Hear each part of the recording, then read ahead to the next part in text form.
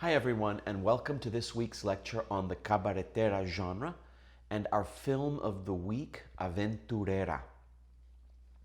Aventurera stars Ninon Sevilla, who was a Cuban actress, and she is a female protagonist or main character known during this time as a rumbera, because in this film and other films of this genre, the protagonist would perform Cuban music known as rumba and mambo.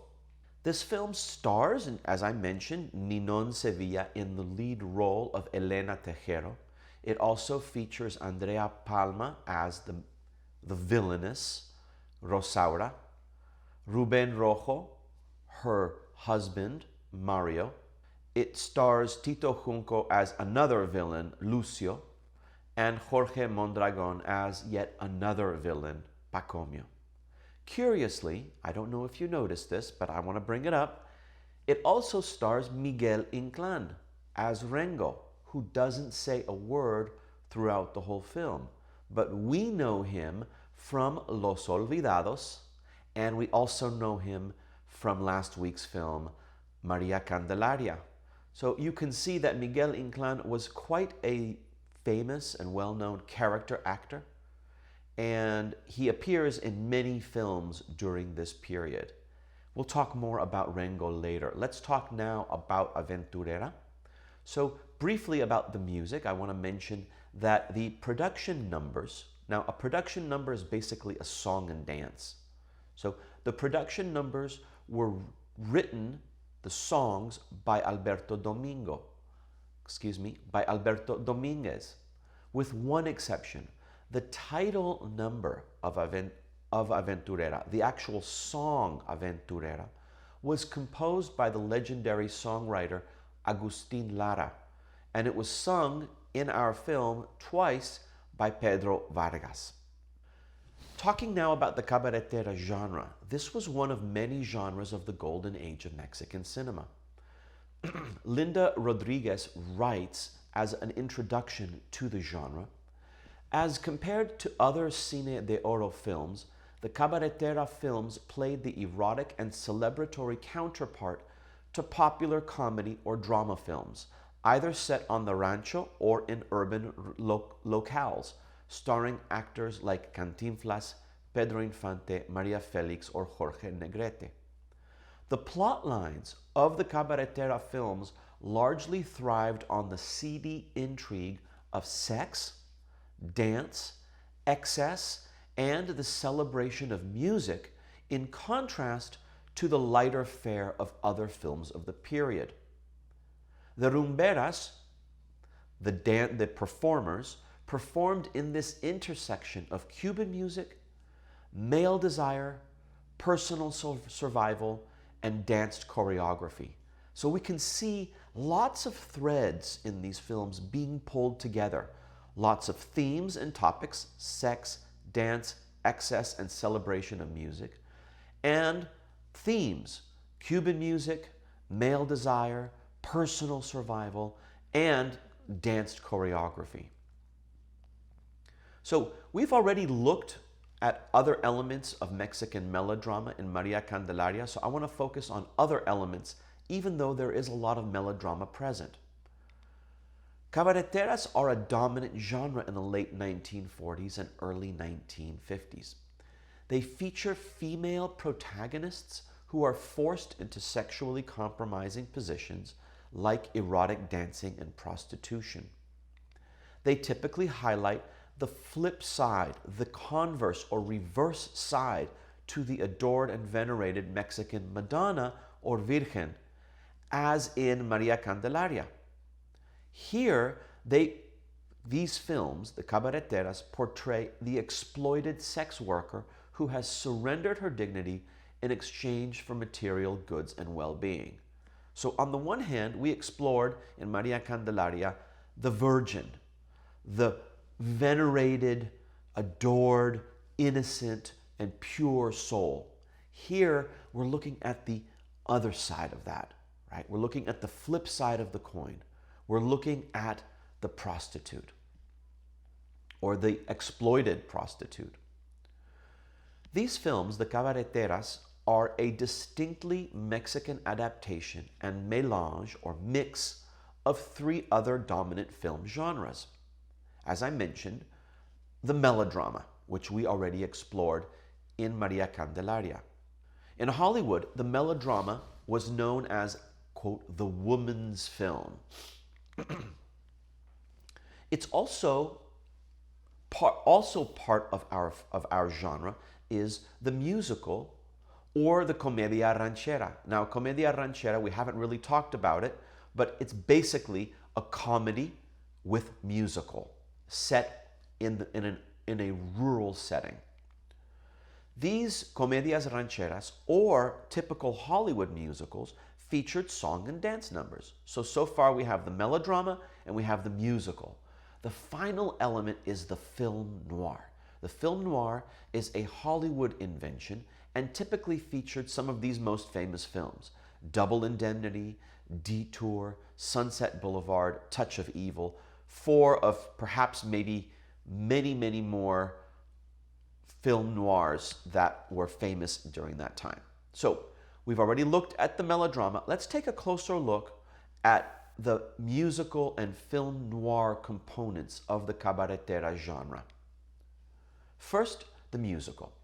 Now, musicals can feature production numbers that interrupt the flow of the narrative. So you can imagine a musical where we tell the story and we're involved in the story, and then suddenly the action and story stops, and then somebody gets on stage and sings a song. And that production number, that song, that performance interrupts the story. Then the song ends, and then boom, we're back in the story again. We can see this with several of the numbers that Ninon Sevilla performs in Aventurera. We can see how the music begins and the story, let me say that again, the story stops and the music begins. And the music has nothing to do necessarily with the story. These production numbers simply provide the movie audience a form of inexpensive cabaret-style entertainment. So whether you're watching Singing in the Rain or Aventurera, you enjoy the music. But there's a different kind of musical also. The other kind of musical is one that can integrate a production number into the narrative itself. In other words, we have the story, and the story moves on, and then we begin a song, or we begin a dance, or a production number, a performance. And yet, that performance is involved in the story. It deepens our understanding and appreciation and emotional involvement in the story. We see this in our film with one song in particular, the song Aventurera, sung on two occasions by Pedro Vargas. This number highlights the theme of the film, or one of the many themes of the film, which is the loss of innocence. We'll take a closer look at that song in just a moment.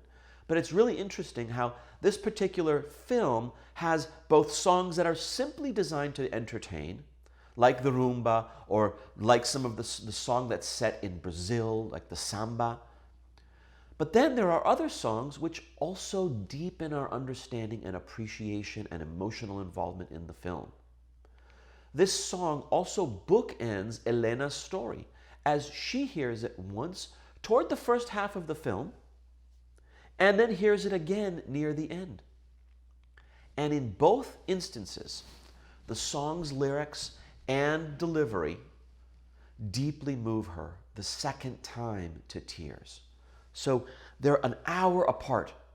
The first time we hear it, and she is listening to it, and then very close to the end of the film, an hour later, she hears the song again, about 10 minutes before the end of the film.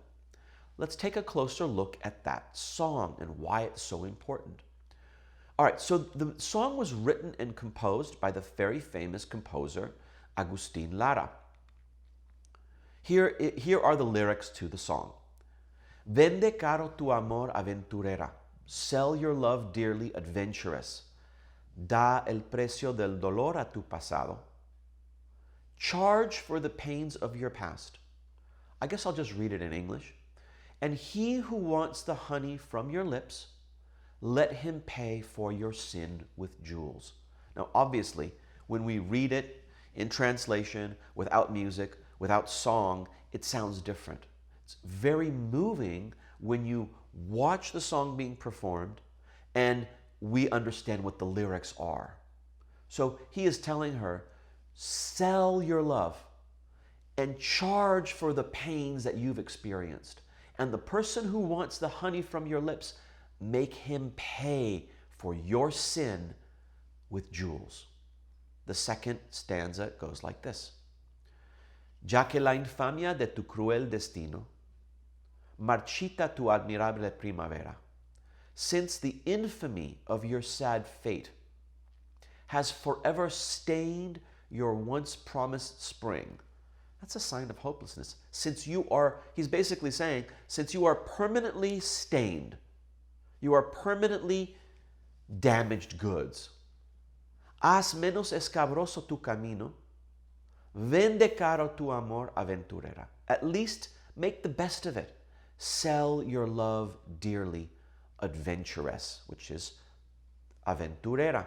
And an adventuress is a euphemism, a kind way of saying, basically, a woman of the night, a loose woman, a prostitute. So Andrew Grant Wood, in his biography of Agustin Lara, says this. In Aventurera, Lara honors a prostitute. She is thought to be an attractive, youthful figure, yet compromised and subsequently corrupted, if not altogether doomed by society. Unable to remedy her situation, Lara acknowledges through his lyrics the need for beauty to confront the commercial and material world. Hence the advice, make them pay dearly for your charms. Very, very powerful and tragic. Right? It's a very cynical acceptance, very realistic acceptance of her situation, and just acknowledging it and saying, well, make the best of it. Charge a lot. Make them pay for your sin. This type of song is known as a bolero, which we'll briefly mention later as well. Let's move on now from the musical, which we've explored, the musical aspect of this genre, to the film noir aspect. We can see here from Sweet Smell of Success, which is an American film from 1957, this kind of noir shadow and lighting. And we can see it similarly here in our film, Aventurera, which also uses a similar type of lighting. So let's talk a little bit about the influence of film noir, which is the third component of this genre. We have melodrama, we have musical, and we have film noir. Let's talk about that. The noir characters in the noir films, according to Robert Towne in the documentary called Vision of Light, says these characters are doomed, they're fated. You can see the similarity with our character, Elena Tejero.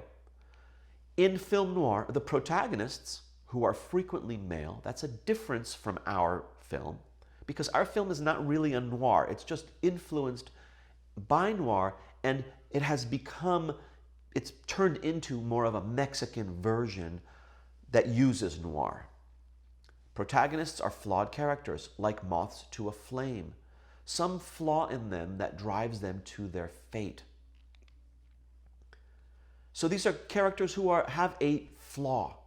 And that flame, what attracts them, is typically a femme fatale, or a deadly woman, who, like the biblical figure Eve in Genesis, in the Bible, entices a man, Adam, to his doom. So we have a male protagonist who is flawed and is attracted to danger, attracted to something that could hurt him, and that is typically a woman who is known as a femme fatale, or in Spanish, una mujer fatal. Film noir is typically defined in terms of light or lack of light. It is a world of light and shadows. It's a world of grittiness. Film noirs are typically set in an urban milieu, which is a social environment. And it contains motifs, which are repeated themes of entrapment. So we see themes that are repeated of being trapped in an alley, in a tunnel, in a subway.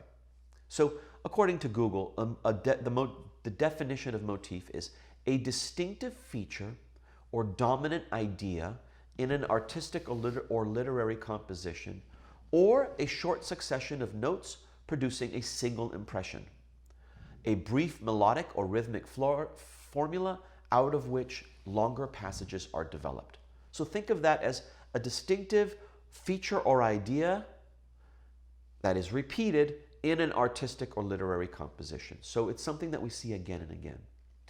These film noirs are typically set in transient locations, in bus terminals, piers, cheap rented rooms, and the tone is dark.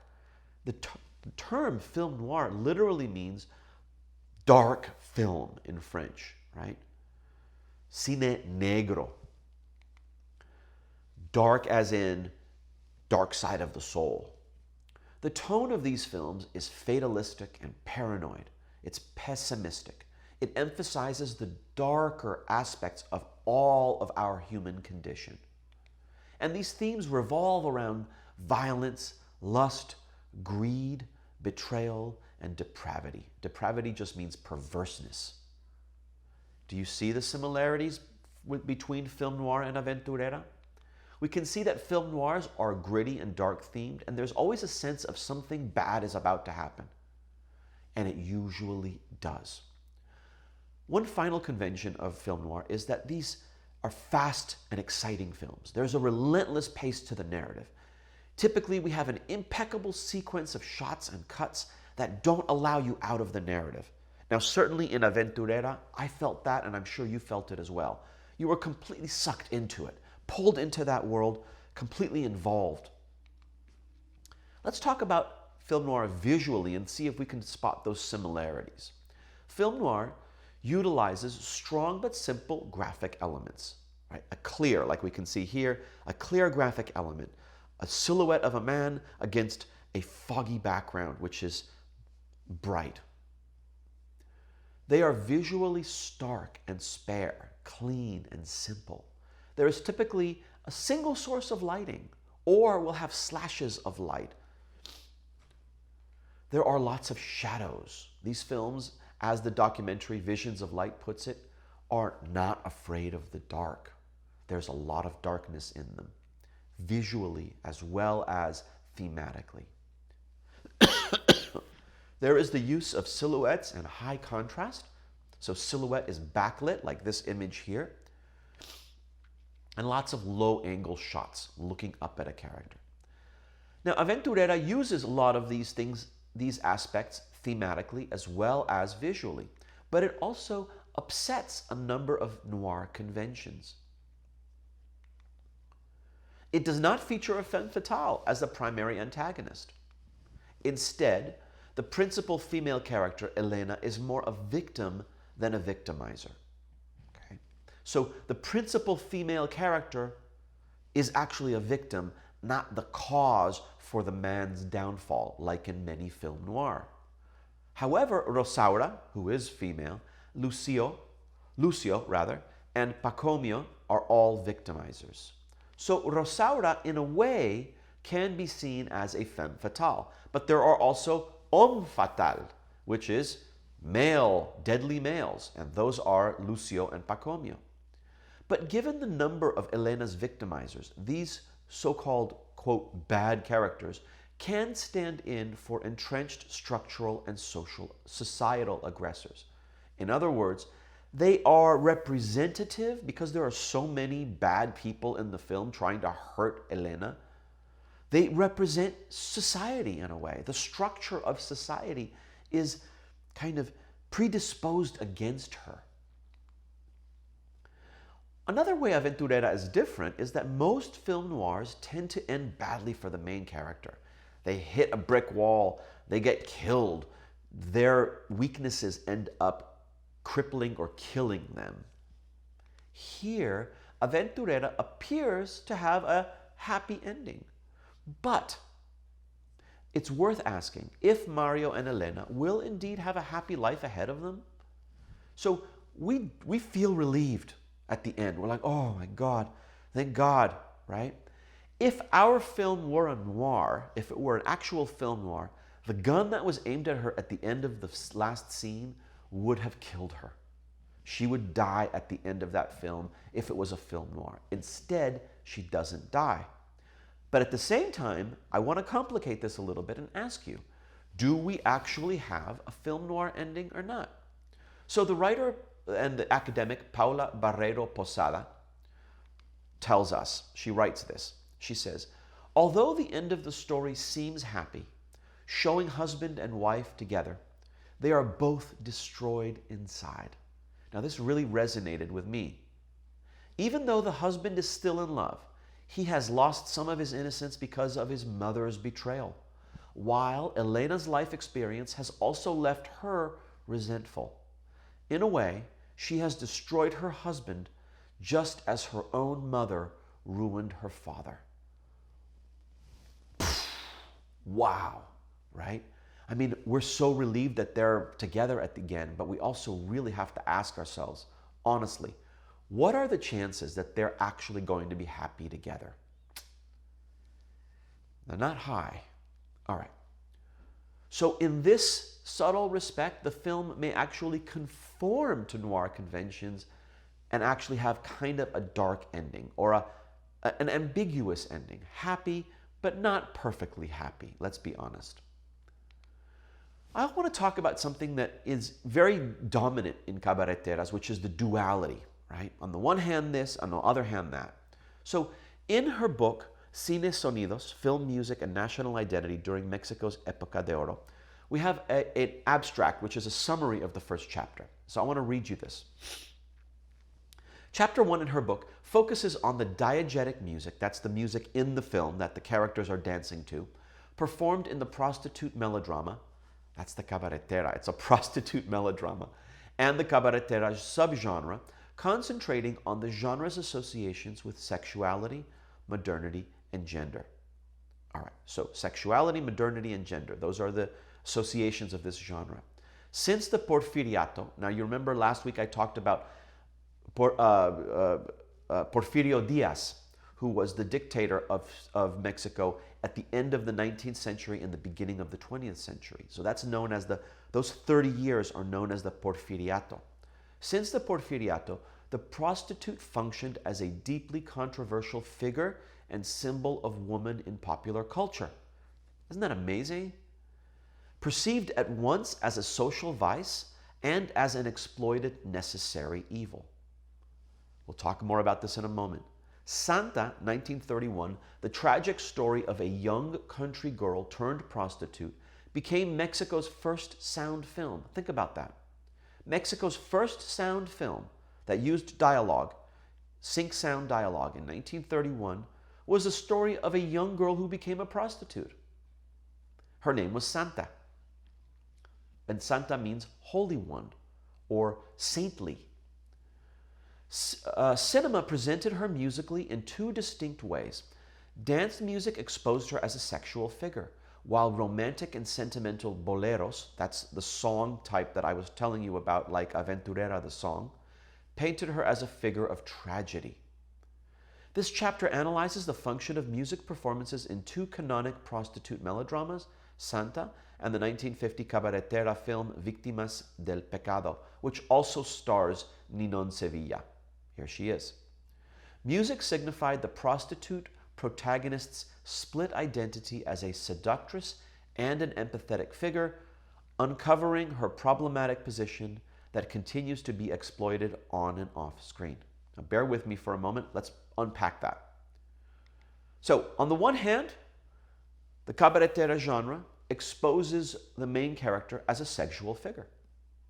On the other hand, romantic and sentimental boleros paint her as a figure of tragedy, exactly like in Aventurera. Some of the songs show her to be a samba, sexy mama.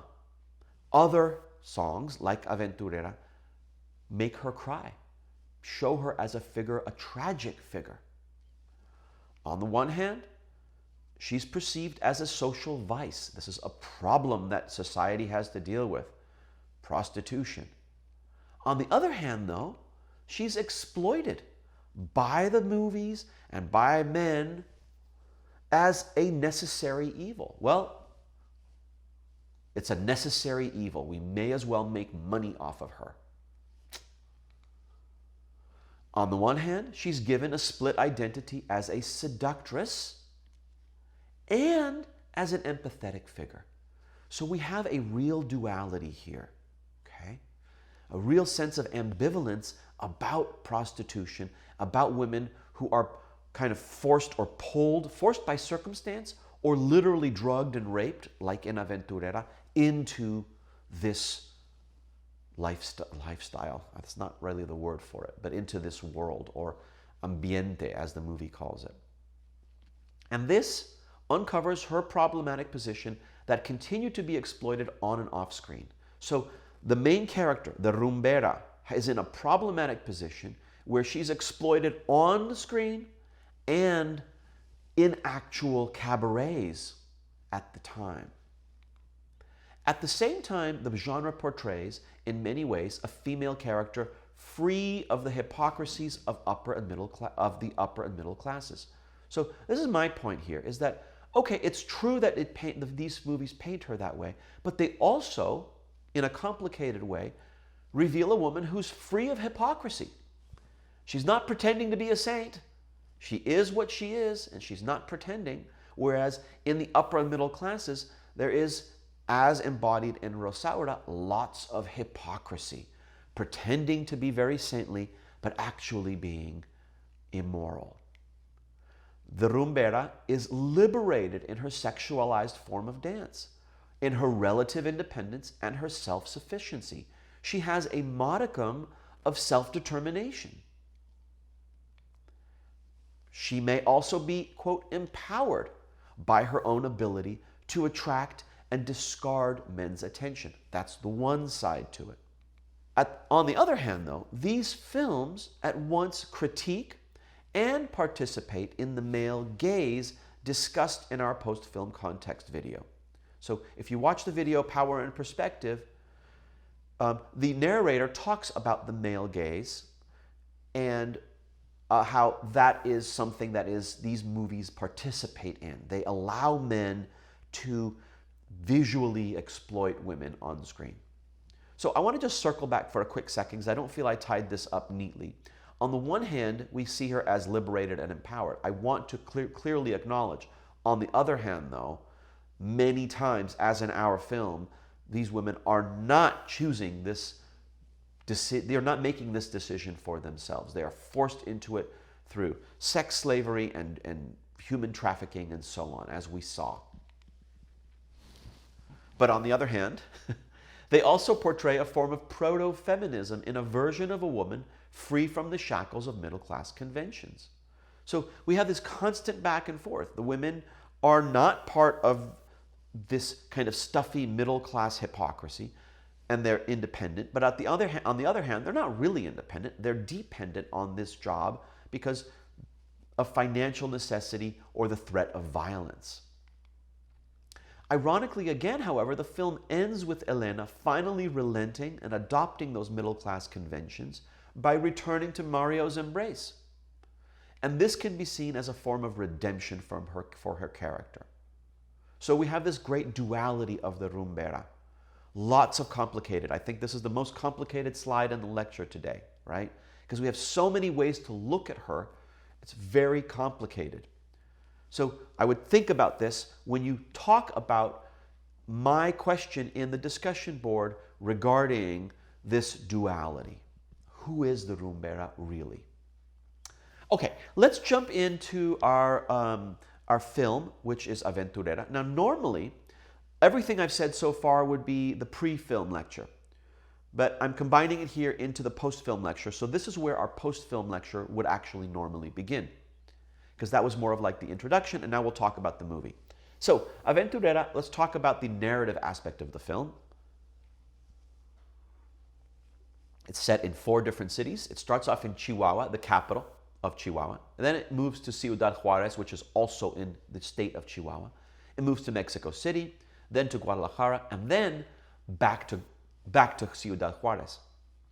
I want you to note the increasing levels of urbanization. So moving from kind of a sleepy town at the time, Chihuahua, which was the capital, but it was still very quiet. You can see from the B-roll images that introduce it. It's just a very quiet place. And then it moves to a busier place, Ciudad Juarez, and then the busiest place, Mexico City. So as Elena moves from somewhat rural Chihuahua to more urban spaces. So Cabaretera films are very much about urban spaces. Also note how the plot circles back to Ciudad Juarez and concludes there. So it kind of does a full circle. It starts off in Chihuahua, Ciudad Juarez, DF, Mexico City, Guadalajara, and then back to Juarez, and that's where it all gets wrapped up. So the film does emphasize the corruptive influence of the city, of the urban space. And the time and period of the film is contemporary. In other words, it's not set in the past. It's set at the same time that it was made, in the late 1940s, in the post-World War II period. Many of the films coming out of the US at this time are actual film noirs. And the Cabaretera itself is a reflection of that same post-war disillusion, desillusion, that colors film noir. So film noir is a reflection of that period after the war where millions of people have been killed in the war. Soldiers, if they've survived, many of them are traumatized. They're either physically or emotionally damaged. We discover that the Holocaust has happened. It's a very, very dark period after the war where there's a sense like people want to be optimistic again, but they're still dealing with the aftermath of the biggest war that ever occurred on our planet. So the films reflect that. Film noir reflect that cynicism and darkness. Cabareteras, to a certain degree, also reflect that kind of cynicism and darkness or disillusion. The story of Aventurera makes a strong socio-political critique of the shockingly frank treatment of women in a 3-shot montage of the sexual harassment of Elena. I apologize, I worded that poorly. Of the shockingly vicious treatment of women. So I'm not going to show it to you, but you might remember that when after her father kills himself, she goes out and tries to find work, and then 3 shots in a row, in like this montage of 3 shots, she's physically harassed by her employers or even by a client or customers. How often is she harassed in this film? Almost an uncountable number of times. She is constantly harassed or manhandled or threatened or blackmailed in this film. I mean, one of the questions I should ask you in the quiz is, how many times is she harassed in this film? And you'd always be finding more examples of it. She's constantly harassed. She is shockingly victimized in this film. Consider the line that Rosaura tells her, "Y ahora baja y sonríe con todo el mundo, que es tu obligación." Now you go downstairs and smile to everybody like you're supposed to. Right? So we can clearly see that this film is presumably an accurate and frank reflection of the way some women, young, attractive women who are on their own, were treated at the time. Treated just as sexual objects and harassed. In this film, we see the use of subtext, which is basically defined as implied meaning in dialogue. Mario, when he's sick of it in the story, calls it indirectas. He says, "I'm tired of these indirectas," or innuendos, as the movie translates it. These kind of subtext, this kind of underhanded meaning, begins between Elena and Rosaura in the second half of the story. For example, right when they meet, Elena refers to the tea being bitter. She doesn't drink tea because she once had tea and it was bitter. We know what that means. Elena knows, Rosaura knows, Mario doesn't know. She also refers to the need to avoid hypocrisy. So she's kind of poking at Rosaura's hypocrisy. So the use of subtext in the dialogue between Elena and Rosaura in the second half of the movie creates dramatic irony and tension. because we know something, we the audience understand what Elena means. But Mario and his brother Ricardo don't know. And that is, what they don't know is who their mother really is.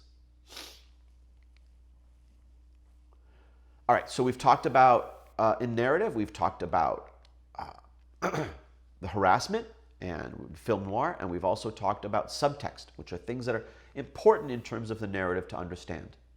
Let's move on to two more topics, cinematography and editing, and we'll wrap up. So cinematography is really important in this film. In the cinematography of this film, we have an effective and strategic use of the close-up and the extreme close-up throughout the film, but not too much. They're strategically used, carefully used, expertly used. These shots are used to maximize emotional power at specific story points. So we're not always in close-ups and extreme close-ups. These shot sizes are carefully and deliberately chosen to help us feel what the character is feeling. In a moment, I'll show you examples. So throughout the film, we see the expert use of close-ups and extreme close-ups. We see the use also of something called a subjective camera. For example, when Elena is drunk early in the film and she sees the stage as blurry, that's a subjective camera. Subjective camera means we see what the character is seeing. So the camera is seeing as if it was them. That's very helpful in helping us understand what a character is experiencing. Finally, we also have the use of a Dutch angle. A Dutch angle is a tilted shot that warns us that something is not right. So let's look at each of those. In the close-up, for example, we have here Elena walking in on her mother and, I forget his name, her lover. And she closes the door and we come back to a close-up. So this close-up really emphasizes the extreme dramatic emotion that the character is feeling. I've clipped it here and let's take a quick look at it.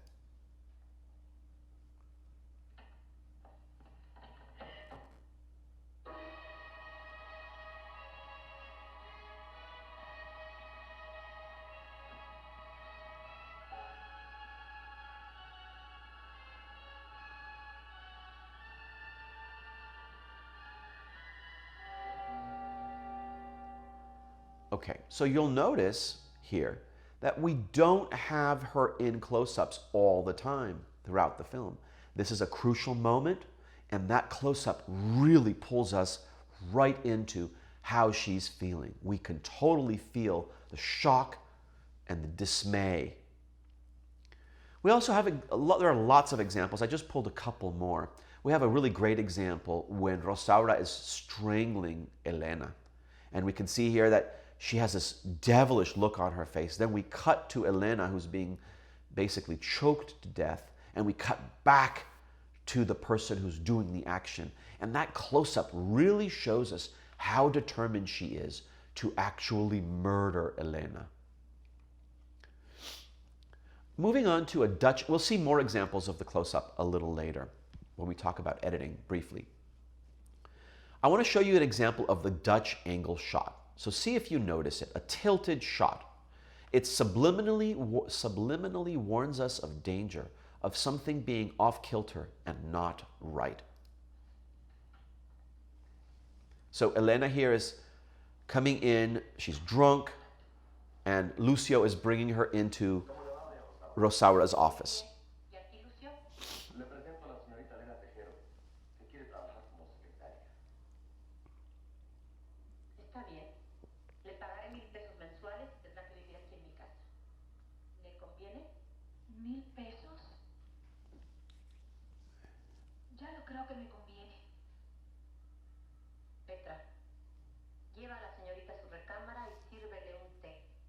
Okay, so you can see here the Dutch angle shot, which looks like this.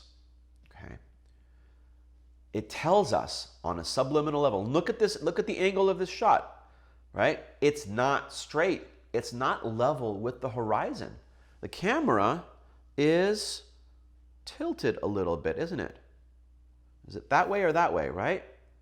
Right? The camera is actually tilted that way. Well, you won't notice that, but you can kind of do it in your own mind. Imagine if you're photographing her and you want to get someone on a Dutch angle, you just tilt it a little bit and it makes them look a little bit off. It destabilizes the shot, and this is an important technique that Alfred Hitchcock uses to great effect in many of his films, and this director also used really well here. The Dutch angle shot.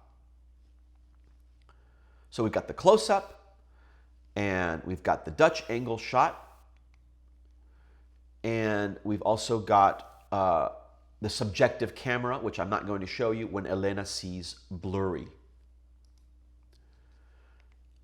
Also in cinematography. In her debut performance, Elena dances in an Arabian-style set on a soundstage far larger than any real cabaret stage could accommodate, right? Because when the performance begins, the camera moves into this space. And we're no longer in the cabaret. We're in this fantastic fantasy setting. And the dance itself, her Arabian-style dance, is far more extravagant than it actually would be in a cabaret. In a cabaret, it wouldn't have 15 other women dancing with her, all of these women and all of these men. And we don't see the audience, do we? The audience isn't presented the dance from the point of view of an actual cabaret audience. So we don't see the cabaret audience, but we also don't see the performance from the cabaret audience's point of view, but rather the camera enters into the expansive space, bringing us with it. So we go with the camera into this space. We therefore experience the dance scene more closely, more intimately, because the cabaret audience is a fake audience. We are the paying audience, so we get a front row seat. What's the point of all this? Well, her dance in this particular scene, which is designed supposedly for entertainment purposes, is highly sexualized. And because the cinematography, the camera goes into this space, it gives the presumably predominantly male movie audience the opportunity to exercise that male gaze that we talked about, as described by Laura Mulvey in our context video. So this idea that it's basically eye candy. It's allowing the audience to sit back and enjoy a cabaret-style performance for the price of a cheap movie ticket. And the camera, so in the film, in the story, right, she is harassed by all of these people. And in the story here, in this dance, all of these men are staring at her. But the camera also participates in that. The camera paws her too, with certain sexually aggressive overhead shots, which I'll show you in a moment. So the camera participates in that kind of leering, perving, staring, right? That kind of salivating, like, oh wow, she's so sexy. And the film therefore engages in a very exploitative behavior, it set out to critique. So the film itself profits from the sexualized display of Elena's body. So on the one hand, the film shows us all these examples of sexual harassment. And on the other hand, though, the camera itself is participating in that kind of sexualizing of her. It's benefiting from her sexuality. So on the one hand, we have a stark and brutal portrayal of women as sexualized objects in society. And on the other hand, a film that gives the viewer a front row seat to a sexual cabaret show, as well as to a dramatic and thrilling story of a titillating sexual nature. Now, the social critique may be unconscious. I don't think the film really set out to criticize society. It simply helps tell a better story. And the dramatic thrill is the point here. This film is really designed to be a form of entertainment. So the film's genre is designed to thrill and to titillate the audience. So the dramatic, musical, and sexual elements all work together to tell a thrilling, dramatic, and entertaining story. Here are those shots, examples, right?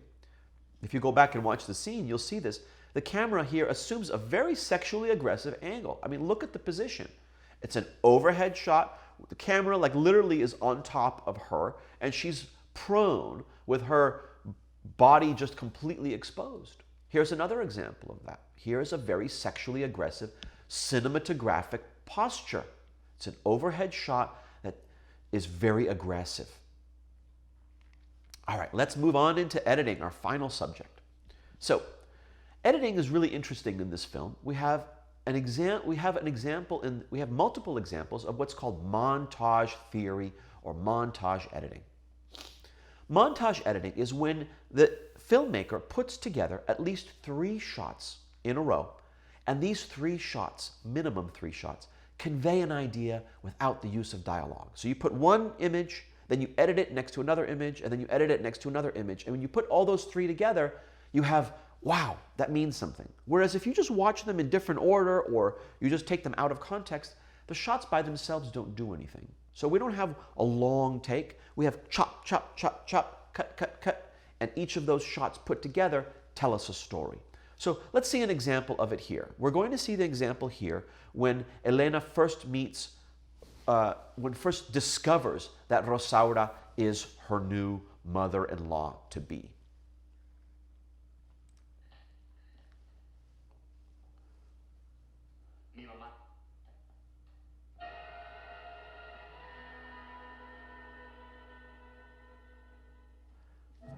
That's so good.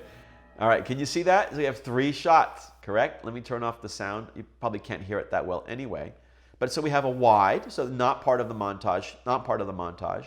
This is just all wide. And then we zoom in. Whoop, I'm so sorry. We have a dolly in. It's not a zoom in, it's a dolly in. The camera gets closer to her. It pushes in on her, right? And that, without a word, there's no dialogue here. It's very important to understand that we're talking about a cinematic language, really expertly rendered. So a dolly in, and that indicates to her that there's a recognition. And then there's a dolly in on Rosaura, so she recognizes Elena as well. And then the 3rd shot, aha. And we can see that third shot shows the recognition. So it's 3 shots. It's the protagonist, it's what she sees, and then it's back for her reaction. That's a montage edit. It's a montage theory edit. You can call it montage editing or montage theory editing. So this is exactly halfway through the film, 53 minutes in, exactly halfway, where Elena, the tables turn, and Elena finally gains the upper hand in her struggle with Rosaura, right? She has an opportunity now to take revenge. Very important. And you notice that the edit, yes, we have the cinematography, we have the close-ups, and we have the dolly in, but it's the editing that tells us the story. It's one shot, then another shot of Rosaura, and then back to Elena. That's what tells us the story. Let's take a look at another example of this. It's so well executed in this film. Here's an example when, towards the end of the film, very, very end of the film, where Mario discovers the true identity of his own mother. So here we have extreme close-ups plus montage editing. See if you can identify the montage editing.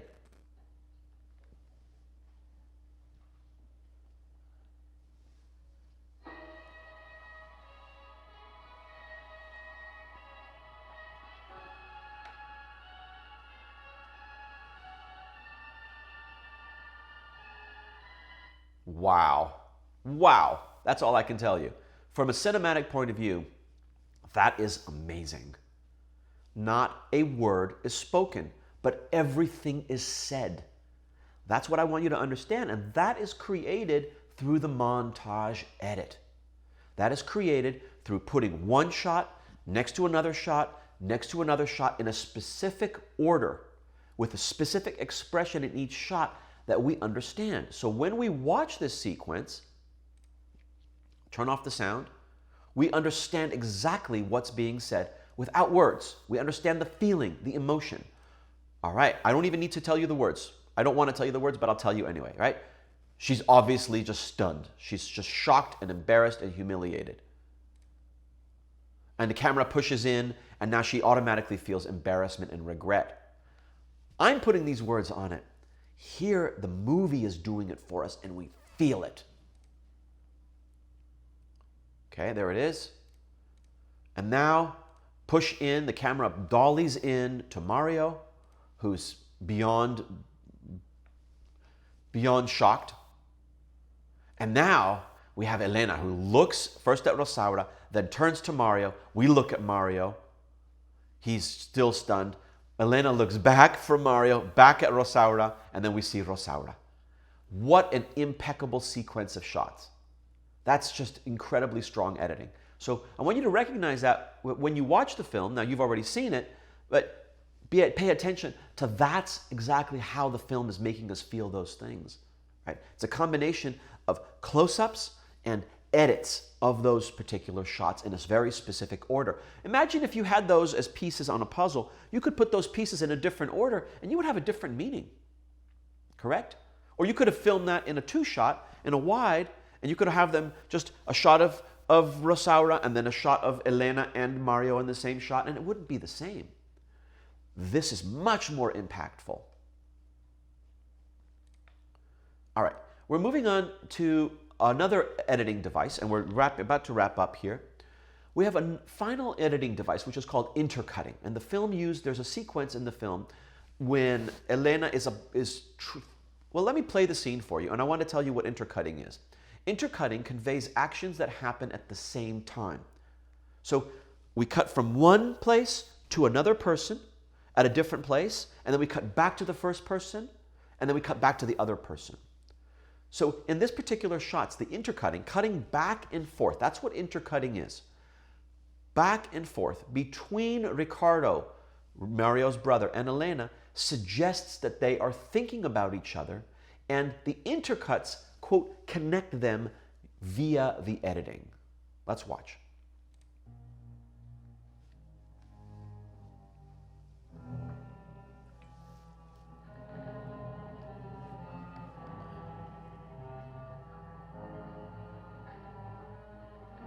All right, so we went from Elena to Mario, and now Mario stops.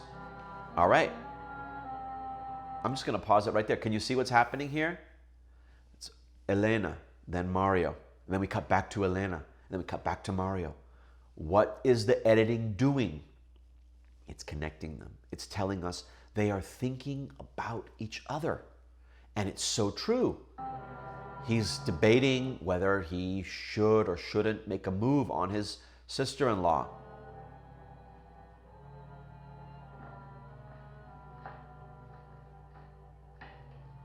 All right, now we have a third person involved all at the same time. So when we cut to her, we know that she's heard the door.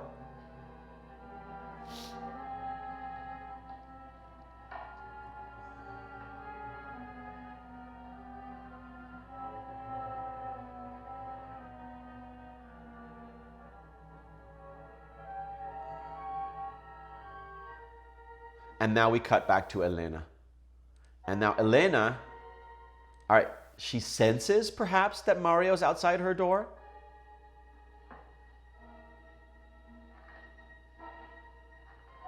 So no words are spoken, but everything is said.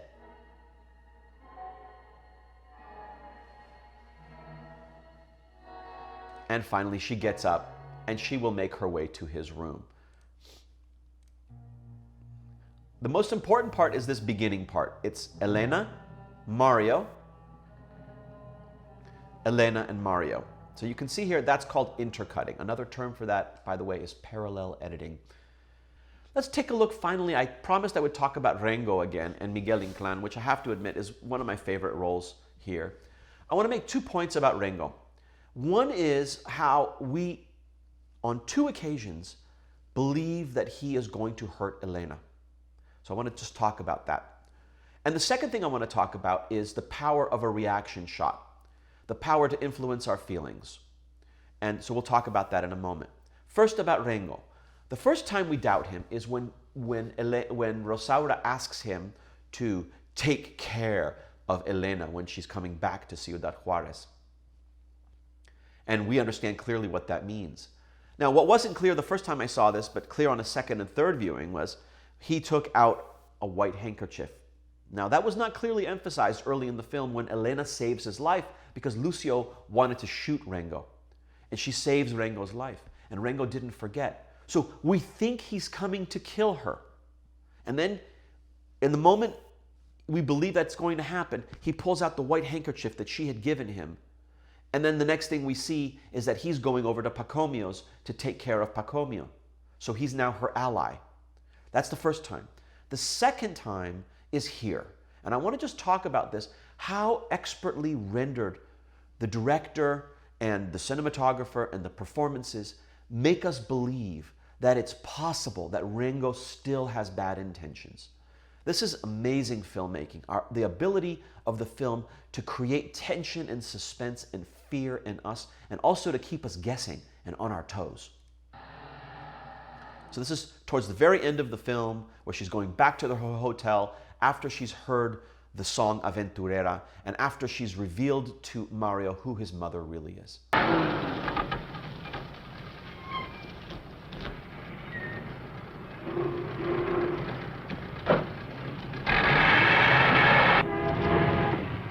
Toma, Ringo. Este dinero es para ti. Si no lo tomas, me enojo.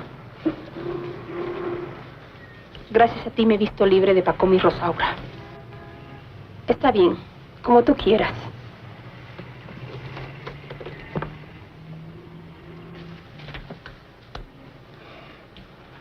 Hasta mañana, Ringo. Y no te quedes aquí como todas las noches. Yo no corro ningún peligro. Vete a dormir. ¿Me lo prometes? Así me gusta.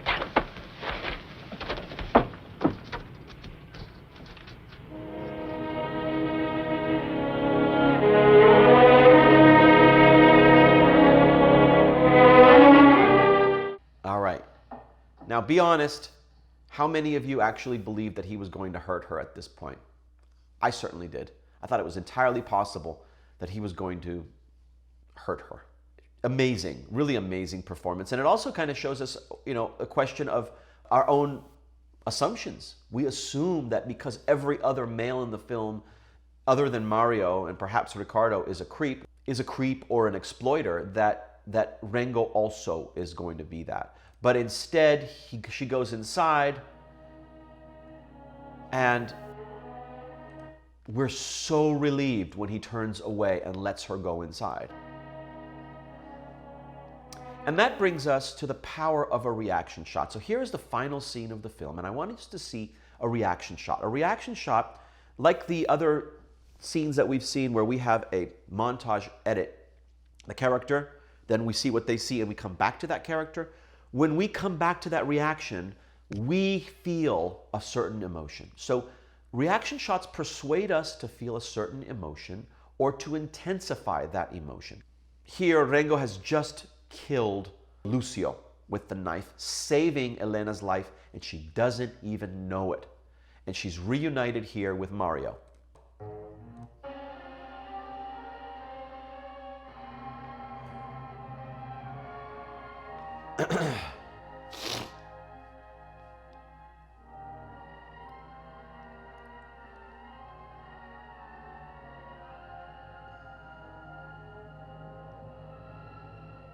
All right, did you see it? Did you see the reaction shot of Rengo? Did you see how he reacted? And there he is standing all by himself. So here we can see that's the reaction shot, right? That's the reaction shot that is so powerful at that moment, because when we see him react, I'm getting goosebumps just talking about it. We react the same way. We feel the same emotion that he feels. Closing thoughts, final slide. In his book, Melodrama of the Spirited Woman, Aventurera, by Gilberto Perez, he says the following. Plato distinguished three parts of the human soul. The part that reasons, the part that desires, and the part that gets angry, the spirited part. Anger is in rather low repute nowadays, an emotion often thought to call for therapy, anger management. But Plato valued it almost as highly as reason. It is the emotion that makes warriors, and the rulers of the Republic are to be warriors as well as philosophers, outstanding not only for their love of wisdom, but also for their spiritedness. Elena may not be a philosopher, but she certainly is a warrior, and Aventurera celebrates her invincible spiritedness. On that note, I will allow you to move on with the rest of the module. I hope you enjoyed the film. I'm sorry this lecture went a little long. I'll try to keep them shorter in the future.